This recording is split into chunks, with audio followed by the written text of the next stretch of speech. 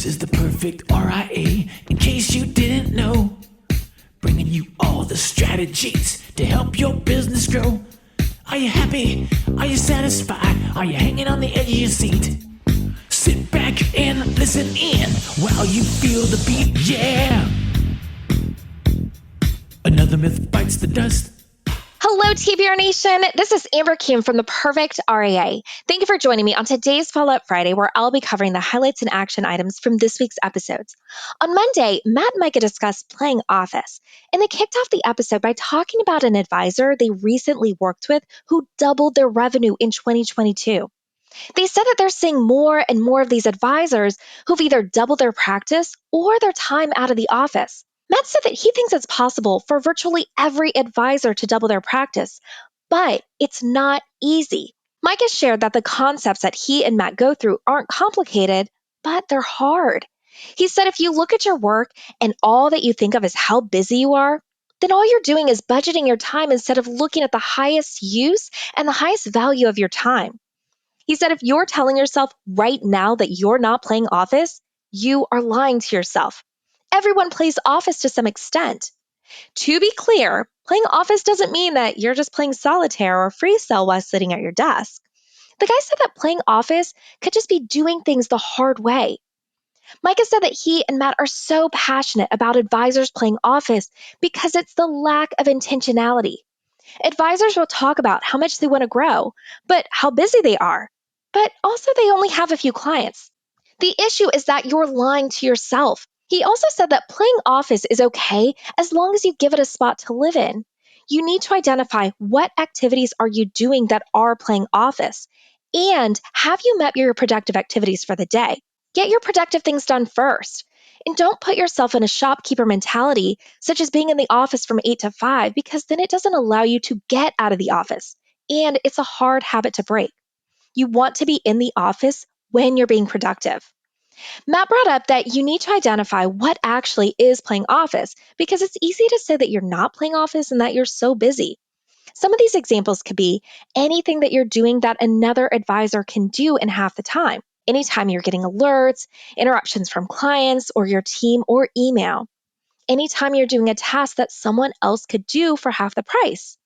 Micah will look to see if what he's doing adds massive value to his clients and then whether someone else on his team can do this.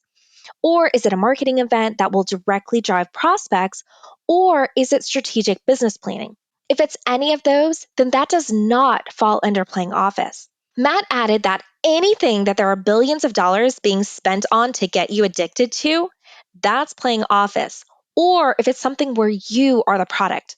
Micah also said that when he helps to teach other people, it shows the flaws in his own system.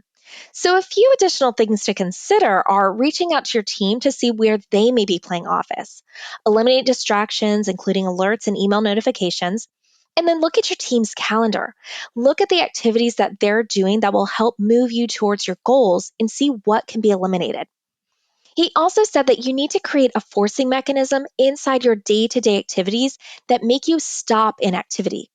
Even using something as simple as egg timers, this will force you to make better, tighter decisions.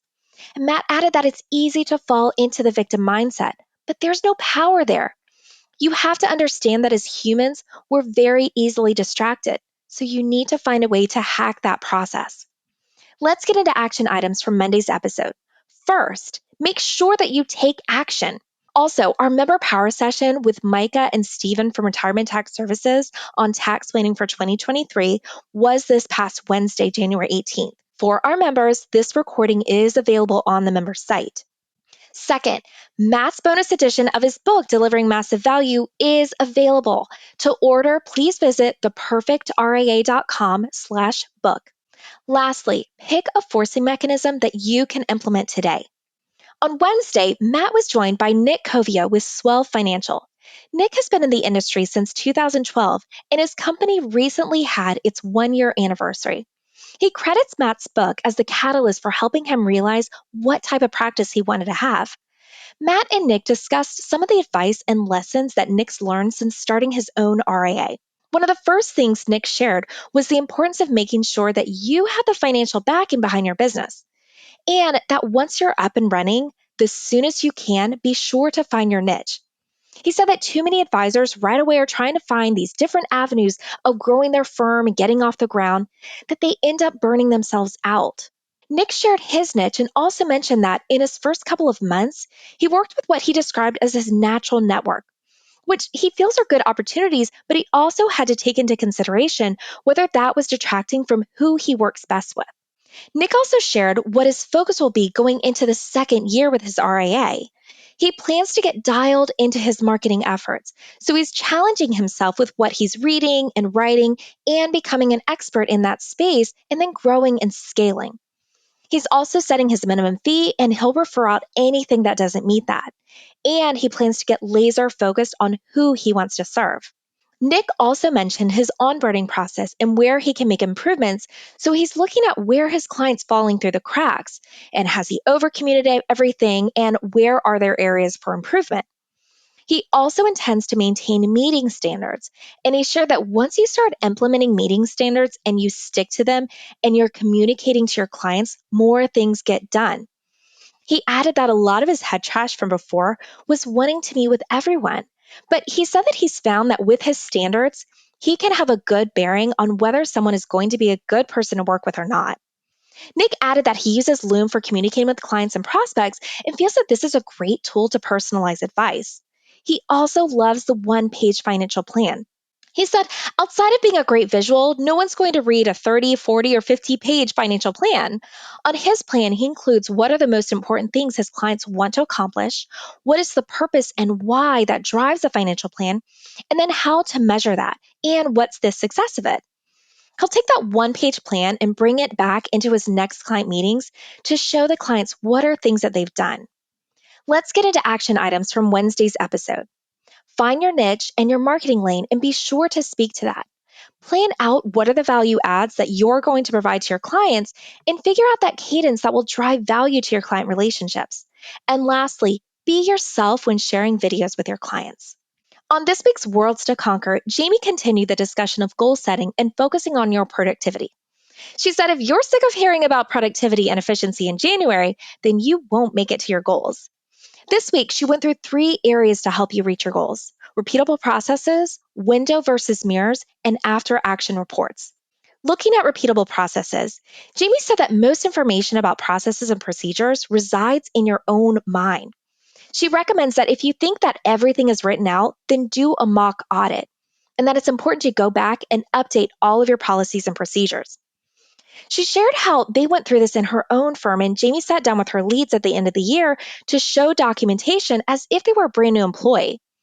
She said if a brand new employee can't find information on how your firm works on a policy and procedure, then that policy and procedure isn't documented. And if it isn't documented, then it isn't done. It's incomplete. Jamie said you have to start creating a template and a format for processes. And you need to think about what are all the repeatable things that you do on a daily basis that need to be documented. And if you aren't great at writing or systematizing things, you can hire someone for this. She said once you start having to provide facts to support your theories, it's really powerful. You'll start to see the gaps between what you think you have done and what you actually have done. Moving on to looking at the mirror versus a window, Jamie said that so many of us are looking at other people and wanting what they have, but not being humble enough to admit where we are and what we're not doing correctly. This is people looking through a window and not a mirror. She said you're looking at someone else and wishing that you had that. With goal setting, you need to stop wishing for something to happen. Make a plan and achieve it. Be honest with yourself and leave your ego at the door. And nothing can stop you from achieving your goals except for yourself. If you're looking out that window and at other people living the life you want to live, then go take the steps to achieve that level of greatness. Jamie also shared a reminder that you are the sum of the 5 people you spend the most time with. So you need to look for people that propel you towards greatness and don't let your life pass you by. What about after action reports? Jamie said that along the way to achieving greatness, you will have failures. And those failures have to teach you how to get better over time. They can't stop you in your tracks. In her office, if something goes off the tracks and there's a breakdown, they do this after action report. This is an instant report. It's the who, what, how, when, and what policy was broken. Once this is completed, You review this, and then you have to be able to move forward. And as a leader of your organization, you need to give your team members the techniques to get back up. The after action report allows your team to get all that failure out of their head and write it down. Jamie added that the end of the report is critical, so you can figure out what are you going to do to move forward, and that knowledge must be shared, good or bad, so that people have the opportunity to learn. Let's get into action items from Thursday's episode. When you set your big goals, you have to increase your productivity. Take an inventory of all the repeatable processes or patterns in your office. Once those are documented, you need to bring someone into your office to audit and review those processes. Stop watching your life go by. Start by taking an inventory of where you are and where you are going. Make a goal, develop a plan, and go achieve that. Break down the steps that you need to do to achieve that goal. Make sure that you surround yourself with a community of people who are like-minded or where you want to be and help you level up to get where you're going. And lastly, create an after-action report. You need to empower your team to know how to identify, recognize, and recover from failures after they happen. That wraps up this week's recap. Thank you for joining me on today's Follow Up Friday. Be sure to give us 5 stars wherever you're enjoying this podcast and share this or any of our episodes with another advisor who you think might benefit from listening. And until next time, happy planning. Hold on before we go. Something that you need to know. This isn't tax, legal, or investment advice. That isn't our intent. Information designed to change lives. Financial planning can make you thrive. Start today, don't think twice. Be a better husband, father, mother, and wife. The perfect